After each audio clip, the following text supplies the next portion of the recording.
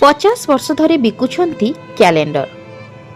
अंध भिकारी प्रधान मुंडाइछंती परिवार बोझ बिकुछंती पुस्तक। हाँ दर्शक बंधु, समाज रे एभली दिव्यांग व्यक्ति अछंती जेउ माने कि आत्मसम्मानर सह बंचिबाकू जीवनर लक्ष्य भावे ग्रहण करि आछंती। बयस गड़ी जाइथिले भी सेमाने निज चिंताधारारू आज जाए ओहरी नाहांती, जहाँकि सेमानंकू अन्य मानक ठारू भिन्न करिछि।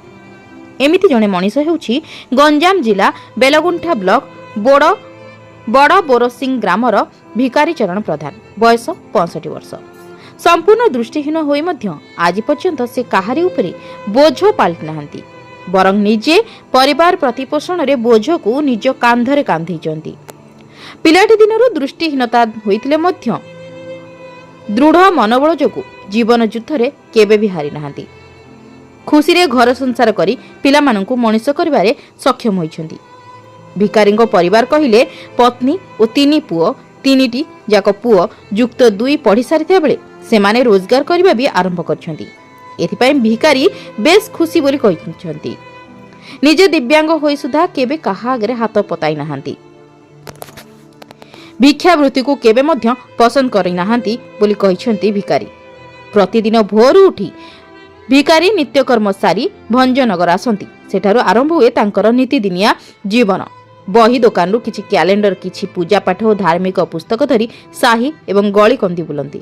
एहा सह रघुनाथ मंदिर निकटरे दिन 10टारू मध्य को जाई विभिन्न बस उपरे चढ़ी बिक्री करंती क्यालेंडर। क्यालेंडर और पुस्तक बिक्री जहा मिले सेथिरे तांको परिवार प्रतिपोषण हुए। दिन रे मंदिर रे खाई दियंती। जेउ दिन भल रोजगार होइताय सेही दिन होटेल रे खाइबा सह संध्या पर्यंत बही बिकी पुणी घर को फेरंती।